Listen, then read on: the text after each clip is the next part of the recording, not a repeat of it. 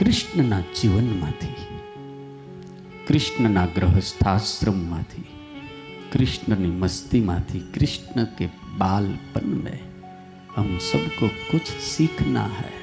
मेरा जीवन बदल देता है।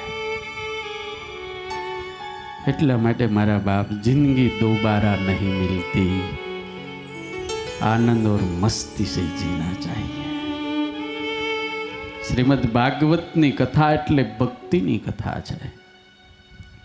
શ્રીમદ્ ભાગવતની કથા એટલે પ્રેમની કથા છે। શ્રીમદ્ ભાગવતની કથા એટલે સ્નેહ અને ભાવની કથા છે। આ દુનિયાની અંદર જેટલો સ્નેહ ખૂટે ને એટલી કચકચ ચાલુ થાય। તમે તમારે ત્યાં હિંચકો હોય, હિંડોળો ખાટ હોય ને હિંચકતા હો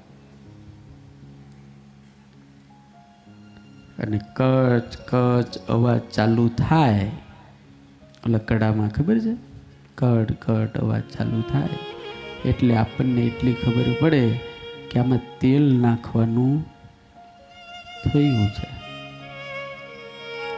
તેલ એટલે સ્નેહ। એમ ઘરની અંદર ને પરિવારની અંદર કચકચ ચાલુ થાય એટલે એટલું સમજવાનો આપણો સ્નેહ ઓછો થઈ ગયો છે। जहाँ स्नेह होता है, जहाँ प्यार होता है, जहाँ भाव होता है, जहाँ समर्पण होता है, जहाँ निखालसता होती है, वहाँ कभी उपाधि आती ही नहीं है।